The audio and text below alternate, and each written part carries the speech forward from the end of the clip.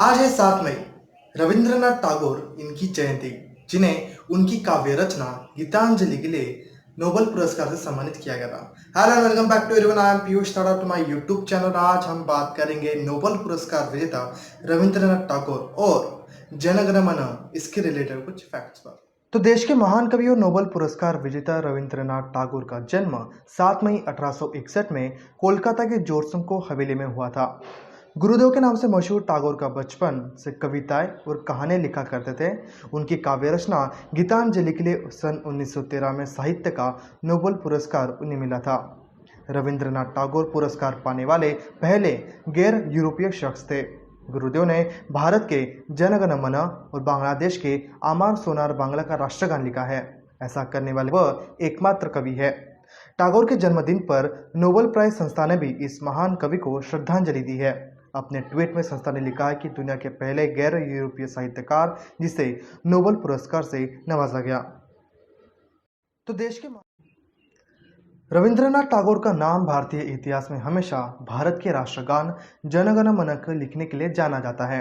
राष्ट्रगान किसी भी देश के इतिहास और परंपरा को दर्शाता है। जब तक किसी भी देश की सरकार उस गाने को स्वीकार कर बतौर अधिनियम पारित नहीं करती, तब तक वह गाना राष्ट्रगान के रूप में देश में लागू नहीं किया जा सकता। भारत में 24 जनवरी 1950 को संविधान सभा द्वारा जन गण मन के हिंदी संस्करण को राष्ट्रगान के रूप में अपनाया गया था।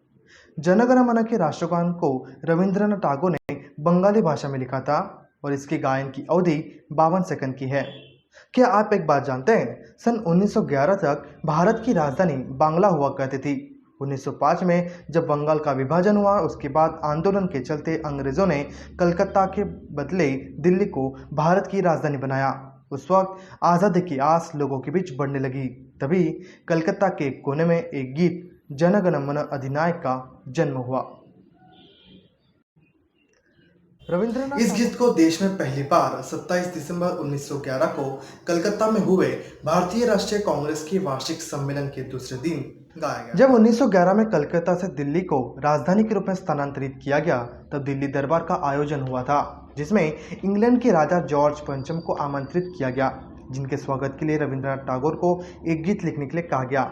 इसलिए रविंद्रनाथ टैगोर ने बंगाली भाषा में जन गण मन को एक कविता के रूप में लिखा था। आज हम राष्ट्रगान को जिस लय में गाते हैं, उसे आंध्र प्रदेश के एक छोटे से जिले मदनपिल्ले में संगीतबद्ध किया गया था। राष्ट्रगान का बांग्ला से हिंदी अनुवाद नेताजी सुभाष चंद्र बोस ने करवाया था। Prevention of insult to national honour act 1971 की धारा 3 के तहत राष्ट्रगान के नियमों का पालन नहीं करने पर और इसका अपमान करने पर कड़ी कार्रवाई की जाती है। तो मुझे पूरी उम्मीद है आप सबको ये वीडियो बहुत पसंद आया होगा। अगर आपको वीडियो पसंद आया तो वीडियो को लाइक कीजिए, शेयर कीजिए, चैनल पर नए तो चैनल को सब्सक्राइब कीजिए और बेल आइकन दबाना ना भूलिएगा। Thank you so much. Stay home, stay safe.